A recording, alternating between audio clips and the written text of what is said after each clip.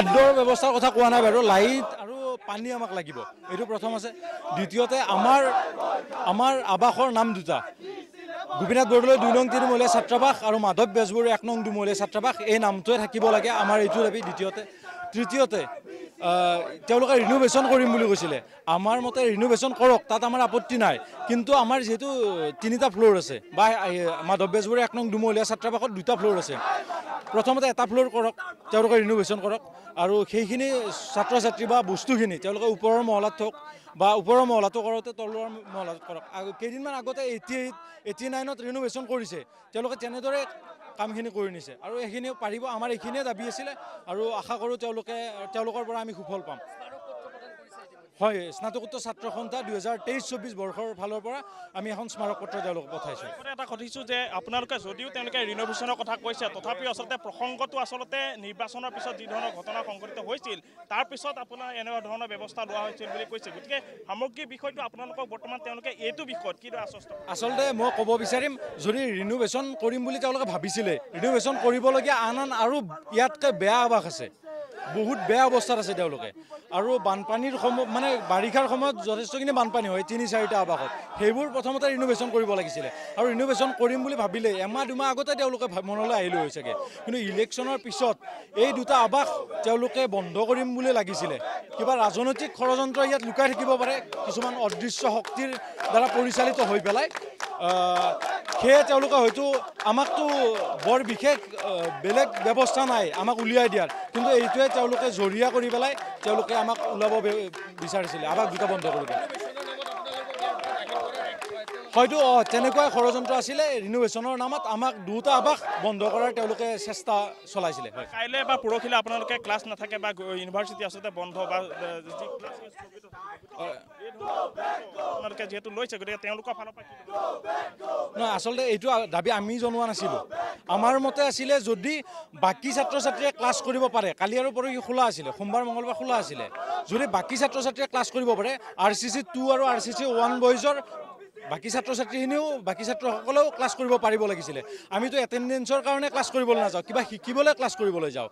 আমাৰ কথা আছিল, দাবী আছিলে যে বাকীবোৰ ছাত্ৰ ছাত্ৰীয়ে যদি ক্লাছ কৰিব পায়, আমিও পাব লাগে, কিন্তু তেওঁলোকে জাননীখনত প্ৰকাশ কৰিছিলে যে RCC 1 আৰু RCC 2 বইজৰ কোনো ছাত্ৰই কালি আৰু পৰহি ক্লাছ এটেণ্ড কৰিব নালাগে। এইখনতে এটা কথা সুধিছোঁ যে আশ্বস্ত আপোনালোকক যদিও তেওঁলোকে কৰিছে, আশ্বস্তৰ প্ৰতি আপোনালোকে কিমান দূৰ সন্তুষ্ট সেয়া আপোনালোকে নিশ্চয় জানে। পূৰ্বেও এনেকুৱা ধৰণৰ আশ্বস্ত বহুত দিছিল, কিন্তু তাৰপিছত কি ধৰণৰ ফলাফল সেয়া সকলোৱে গম পায়। গতিকে এই মুহূৰ্তত আমি স্মাৰক পত্ৰ দিছোঁ, আৰু আমাক লিখিত লাগিব বুলি আমি এইমাত্ৰ তেওঁলোকক কৈছোঁ, তেওঁলোকে 10-20 মিনিটৰ ভিতৰত তেওঁলোকে আমাক উত্তৰটো দিব বুলি জনাইছে।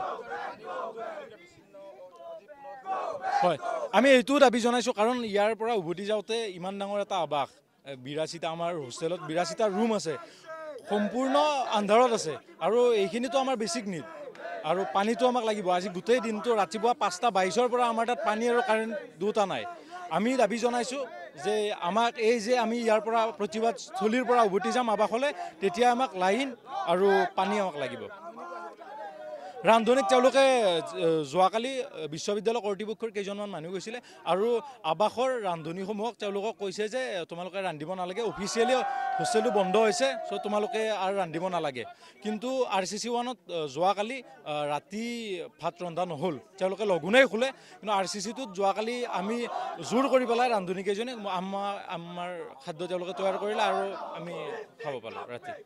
এয়া এক শাস্তি প্ৰদান কৰিছে বুলি আপোনালোকে হয়তো ভাবিছে যে নিশ্চয়কৈ এইটো হাৰাশাস্তি খুৱাইছে, আৰু মানসিকভাৱে যথেষ্টখিনি হাৰাশাস্তি খুৱাইছে। আমি দিনটো আমাৰ বেছিভাগ ছাত্ৰই একো খোৱা নাই, কাষৰ দোকানকেইখনো তেওঁলোকে বন্ধ কৰি থৈ দিছে, যিকেইখনত আমি চাহ পানী এনেকুৱা খাব যাওঁ সেইকেইখনো বন্ধ কৰিছে, আৰু RCC 2 আৰু 1ৰ সম্পূৰ্ণ মেচ বন্ধ আছে।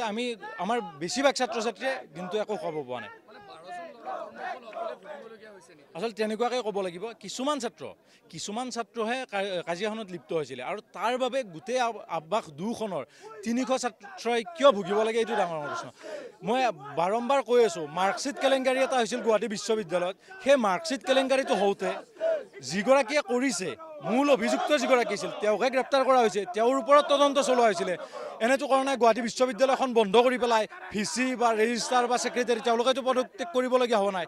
যিসমূহ মূল মানে অভিযুক্ত, হয়, তেওঁলোকৰ ওপৰত তেওঁলোকে তদন্ত কৰক, যিটো কৰি আছে তেওঁলোকে, পুলিচেও নিজাববীয়াকৈ কৰিছে আৰু বিশ্ববিদ্যালয় কৰ্তৃপক্ষও নিজাববীয়া কৰিছে আৰু আমি তাত পূৰ্ণ সমৰ্থন দিছোঁ। আমি কৈছোঁ যিসমূহ দোষী তেওঁলোকে শাস্তি পাব লাগে আৰু যি হৈছে এই ঘটনাটোক আমি তীব্ৰ ভাষাৰে গৰিহণা দিছোঁ। তেতিয়া নিশ্চয়কৈ এয়া দেখিব পোৱা গৈছে যে 11 বাজি গৈছে আৰু তাৰ পিছতো এনেধৰণে দেখিব পোৱা গৈছে যে যিগৰাকী ভাইচ চেঞ্চেলৰ যি বাসগৃহ আছে সেই বাসগৃহৰ সন্মুখত এই ধৰণৰ এটা পৰিৱেশ। যিসকল শিক্ষাৰ্থী আছে সেই শিক্ষাৰ্থীসকলে যি সময়ত তেওঁলোকে পঢ়াৰ সৈতে ব্যস্ত হ'ব লাগিছিল, কিন্তু তাৰ বিপৰীতে দেখিব পোৱা গৈছে যে গুৱাহাটী বিশ্ববিদ্যালয়ৰ নিচিনা এখন শিক্ষা প্ৰতিষ্ঠানৰ যিসকল শিক্ষাৰ্থী আছে, যি উচ্চ শিক্ষাৰ ইয়াতে গ্ৰহণ কৰিব যিসকল শিক্ষাৰ্থী আছে, সেই শিক্ষাৰ্থীসকলে এই ধৰণে তেওঁলোকে প্ৰতিবাদ আচলতে কৰিবলগীয়া হৈছে। তেওঁলোকৰ যি দুখনকৈ হোষ্টেল, সেই দুখনকৈ হোষ্টেল তাৎক্ষণিকভাৱে খালী কৰি দিয়াৰ যি সিদ্ধান্ত লৈছিল, সেই সিদ্ধান্তৰ পাছতে এই ধৰণে দেখিব পোৱা গৈছে যে এনেধৰণৰ এটা পৰিৱেশে বিৰাজ কৰিছে আৰু বৰ্তমান নিশা 11 বাজি গৈছে আৰু তাৰ পাছতো এনেকুৱা ধৰণৰ পৰিৱেশ আমি পোনপটীয়াকৈ দেখুৱাই আছোঁ প্ৰতিদিন টাইমত দৰ্শকসকলক। যদিও তেওঁলোকে আশ্বস্ত প্ৰদান কৰিছে বা আশ্বাস তেওঁলোকে দিছে যে তেওঁলোকৰ যিসমূহ দাবী আছে সেই দাবীসমূহ তেওঁলোকে পালন কৰাৰ ক্ষেত্ৰত কিছু সহযোগিতা কৰিব, কিন্তু সম্পূৰ্ণভাৱে যি ধৰণৰ স্পষ্টতা প্ৰদান কৰিব লাগিছিল যিগৰাকী ভাইচ চেঞ্চেলৰ, সেই ভাইচ চেঞ্চেলৰগৰাকী আহি ইয়াত শিক্ষাৰ্থীসকলৰ সৈতে কোনো ধৰণৰ তেওঁ মত বিনিময় কৰা নাই বা তেওঁৰ যিখিনি ক'বলগীয়া আছিলে সেইখিনি আচলতে শিক্ষাৰ্থীসকলক কোৱা নাই। সেয়াও আছে আচলতে তেওঁলোক আশ্বস্ত নোহোৱাৰ এটা মূল কাৰণ। আৰু দেখিব পোৱা গৈছে যে দুখনকৈ যিহেতু হোষ্টেলৰ যি নামাকৰণৰ কথা এটা প্ৰসংগ আহিছে, সেই নামাকৰণ যাতে কোনো পধ্যেই আচলতে সলনি কৰা নহয় তাৰ ওপৰতো তেওঁলোকৰ এক দাবী, সেই দাবী আছে। গতিকে এটা কথা ক'ব লাগিব যে 27 তাৰিখ